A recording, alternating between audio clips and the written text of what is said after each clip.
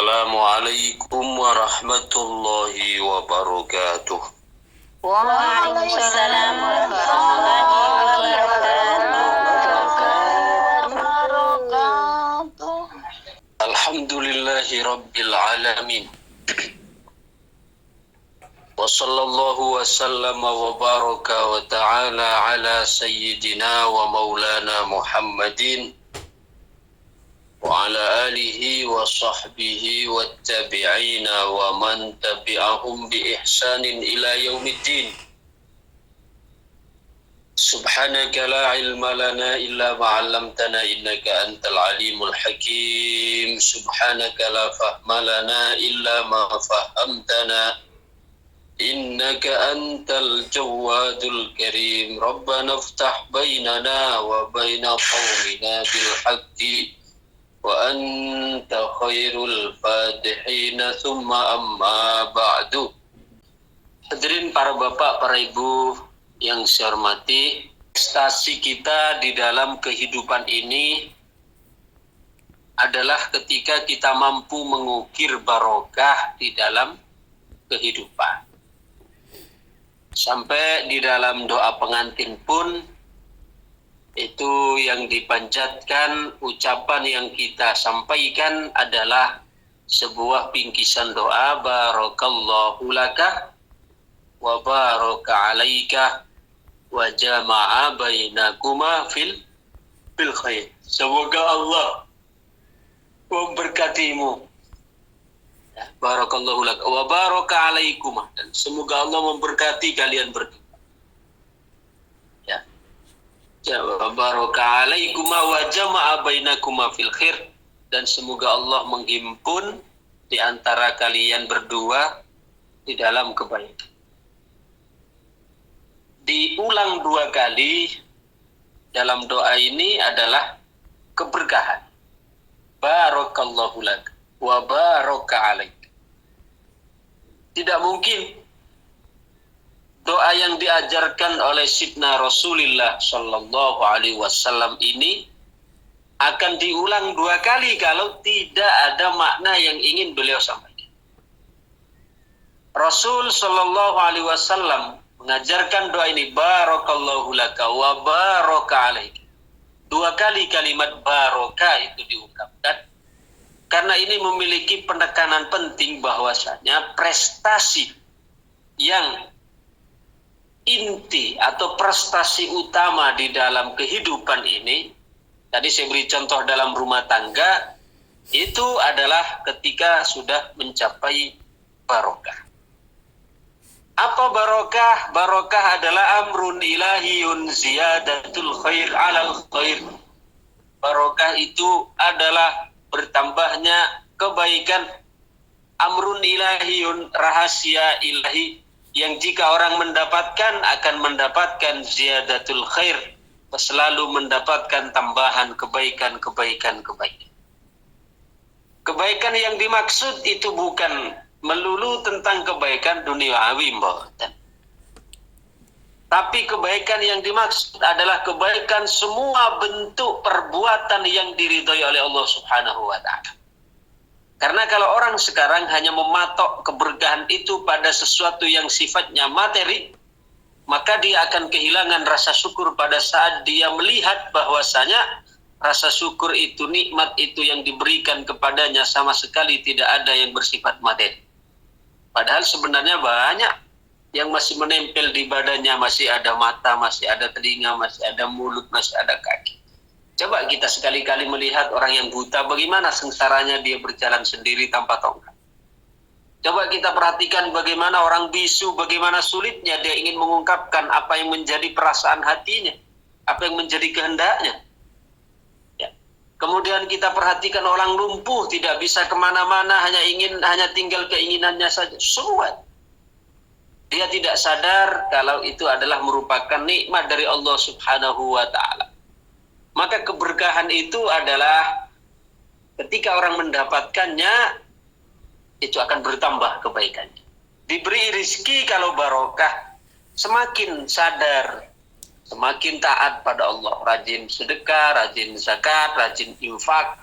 Itu ketika berkah menempel pada rizki. Ketika berkah menempel pada musibah ujian, maka kita di situ diberikan kebaikan juga oleh Allah, sehingga tidak sampai mengeluh, tidak sampai sambat, tidak sampai merugikan diri sendiri maupun orang lain. Ini adalah keberkahan. Maka standar kesuksesan di dalam kehidupan ini, terutama di dalam pernikahan, standar kesuksesannya itu adalah bukan ketika ekonominya mapan, punya rumah sendiri, mobil sendiri, gaji mantap. Bukan itu. Tapi orang yang sukses hakiki itu adalah orang yang berhasil untuk melewati atau untuk mengisi hari-harinya itu dengan hal-hal yang manfaat. Itu keberkahan. Karena amrun ilahiyun ziyadatul khair. Orang yang mendapatkan keberkahan itu akan bertambah, kebaikannya bertambah, kesadarannya bertambah, dan seterusnya. Nah, oleh karena itu kita perlu untuk mengunduh keberkahan tersebut. Ada seorang rajulun yatahawaru ma'a ahadis sholihin. Ada seorang laki-laki berdialog dengan salah seorang laki-laki orang soleh. Kemudian berkatalah laki-laki tersebut, faqala lahu laisa hunaka syai'un ismuhu barakah. Ini tipe orang yang tidak percaya barokah. Kata dia datang kepada orang soleh. Ketika dia bincang-bincang, lalu tiba-tiba dia mengatakan kepada orang soleh itu, laisa hunaka syai'un ismuhu barakah. Tidak di mana ada namanya barokah itu. Kemudian faradda alaihi ar-rajulus salih ara'aital kilab wal aghnam. Bagaimana sekarang respon dari orang soleh itu pada saat laki-laki tadi dia mengatakan aku tidak butuh, aku sudah tidak percaya dengan adanya barokah. Apa itu barokah? Maka dijawablah oleh laki-laki soleh itu, ara'aital kilab wal aghnam. Kamu pernah enggak lihat anjing dengan kambing? Pernah enggak kamu lihat anjing dengan kambing? Qala ar-rajulu na'am. Laki-laki itu ya jelas. Itu adalah binatang hari-hari yang saya lihat. Kemudian laki-laki soleh itu berkata, ayyuhum tanjibu akthar. Dari dua jenis binatang ini, anjing dengan kambing, mana yang lebih banyak melahirkan? Dan lebih banyak mana anak kambing dengan anak anjing? Ketika melahirkan tadi, kambing atau anjing? Ketika melahirkan anjing. Coba anjing itu pernah terlihat anjing beranak? Itu anaknya sampai 5 sampai 6 sekali melahirkan loh ya, bisa 5 sampai. Sedangkan kalau kambing paling 3 4 sudah, jarang 4, paling 3 2 1. Sedangkan kalau anjing itu lumrah, minimal 4, 5, 6, bahkan sampai 7. Jadi lebih banyak dilahirkan anjing daripada kambing. Nah, tapi fakta lapangannya yang terjadi adalah sekarang kalau kita perhatikan kanan kiri, mana lebih banyak antara kambing dengan anjing? Faktanya loh gitu.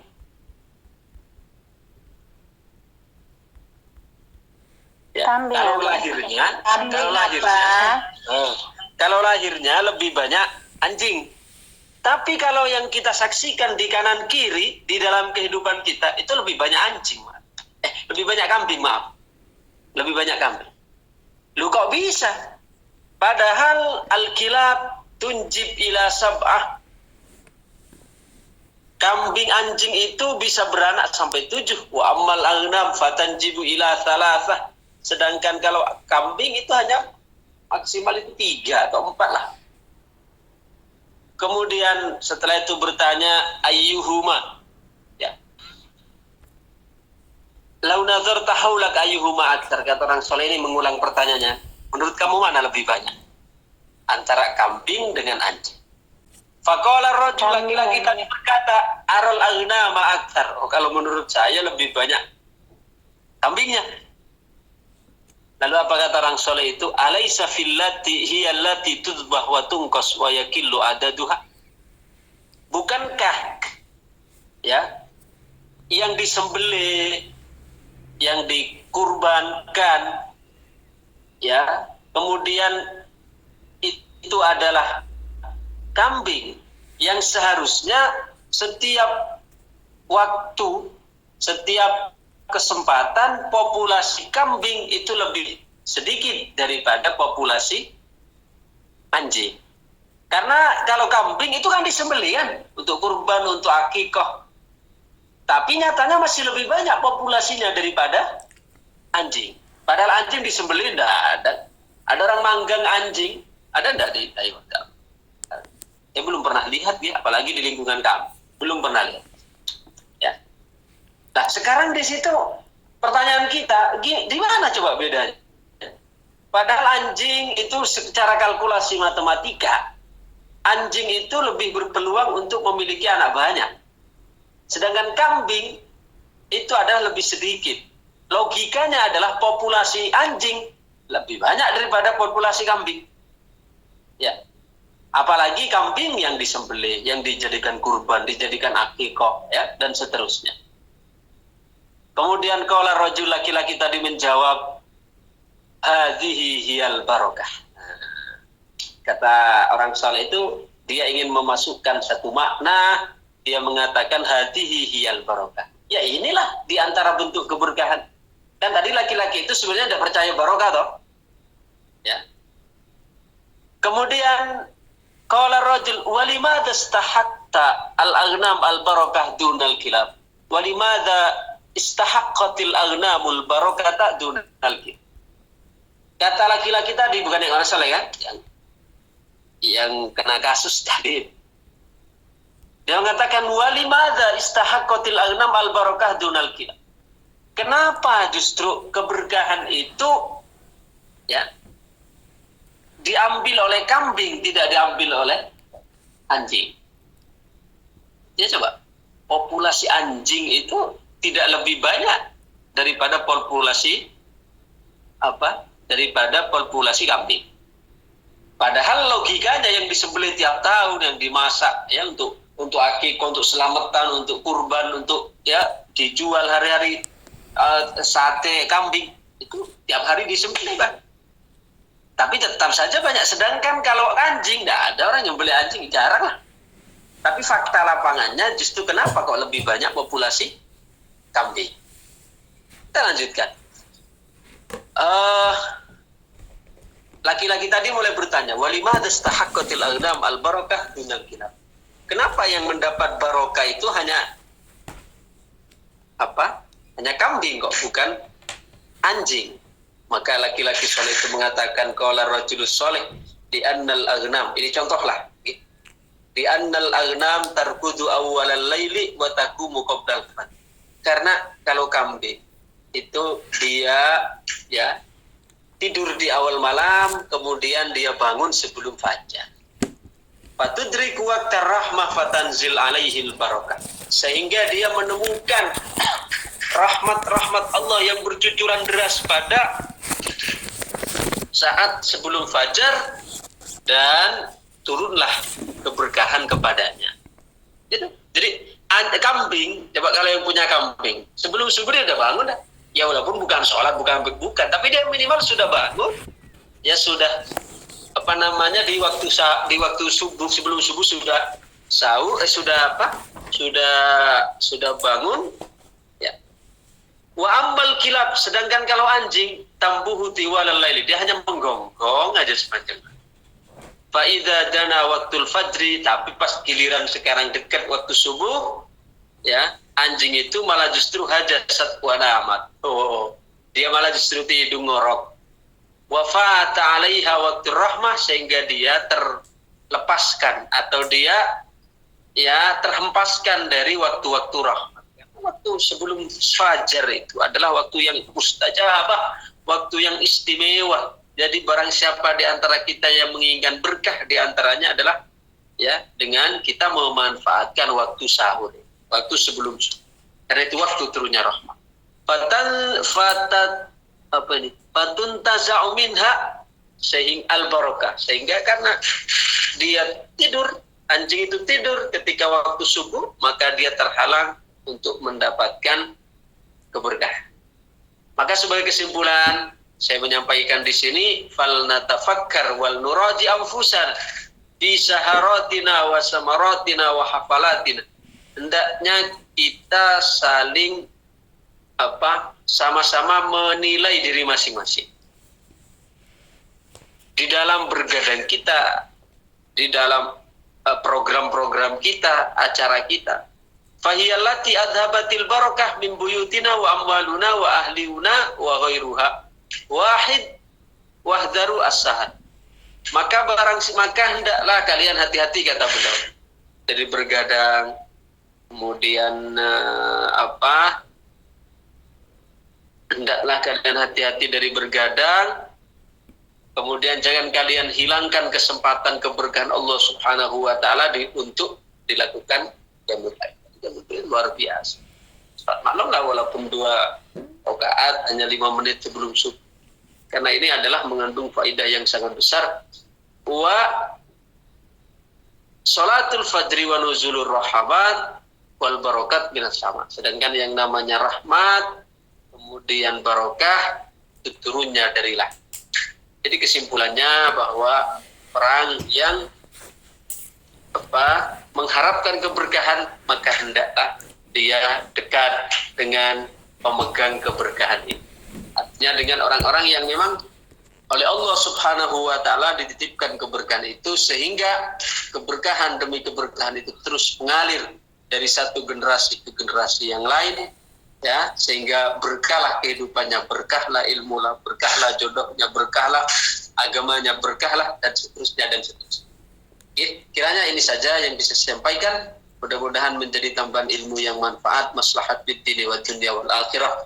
Amin amin ya rabbal alamin. Allahumma shalli wa sallim wa barik ala sayyidina Muhammad wa ala alihi wa sahbihi wa sallam ajmain. Alhamdulillahi rabbil alamin, hamdan yatina ma wa yukafi mazidah. Ya rabbal alamin, wa yanbaghi li jalali wajhikal karim wa 'azimi sultanik rabbana. Benar. Allahumma fa'alna bima 'allamtana wa 'allimna ma yanfa'una zidna 'ilman. Sallallahu ala sayyidina Muhammad wa ala alihi wa sahbihi wa barik wa sallam ajmain. Subhana rabbika. Wassalamun alal mursalin walhamdulillahi.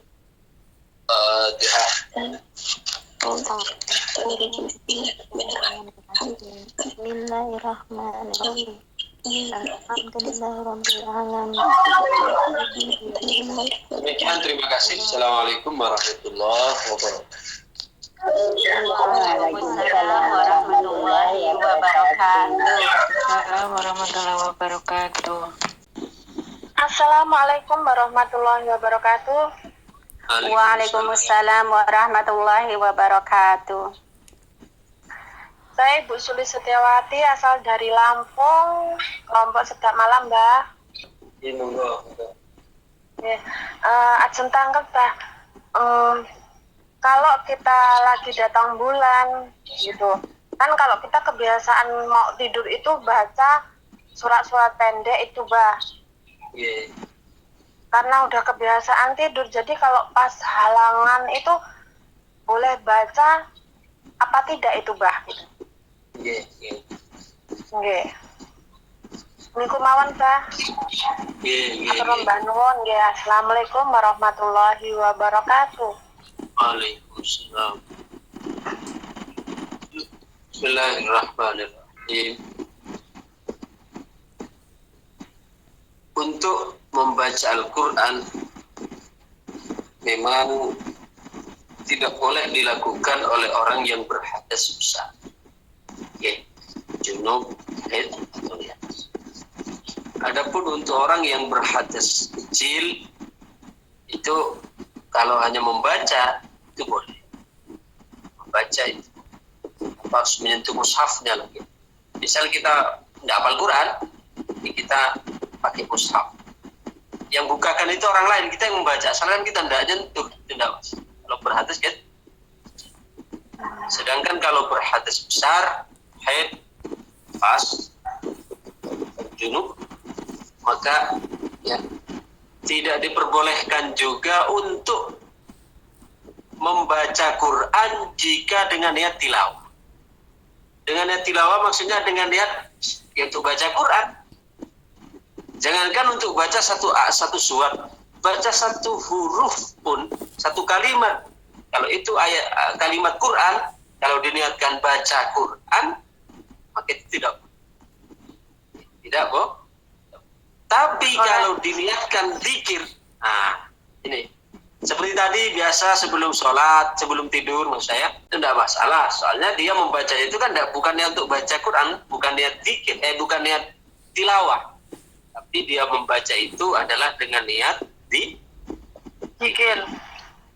Sama seperti misalnya kita ya dengar musibah, ada orang meninggal, lalu spontan kita ketika mendapat pendengar berberita ada musibah, kita jawabnya apa?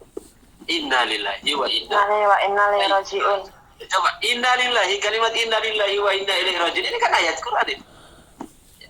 Tapi apakah kalau misalnya kita berhadas besar, kotor, haid atau nifas, apakah boleh untuk membacanya? Ya boleh. Karena innalillahi wa inna ilaihi rajiun walaupun ayat Quran, tapi dia kan tidak niat baca Quran waktu itu. Tapi dia niatnya adalah zikir yang mengiringi. Jadi kesimpulannya, kalau ya baca Qurannya itu seperti ya tadi, baca Qul huwallahu ahad sebelum tidur, ayat kursi dan sebagainya, itu tidak masalah. Karena apa? Jika diniati di zikir. Tapi kalau diniati qiraah harus menggunakan wudu. Ya, harus menggunakan wudu dan suci dari hadas besar maupun Syarat atau zikir. ya sama contoh misalnya kita naik kendaraan, itu kan banyak ayat Quran. Naik mobil apa? Subhanalladzi sakhkhara lana hadza wa ma kunna lahu muqrinin wa inna ila rabbina munqalibun. Itu juga ayat Quran.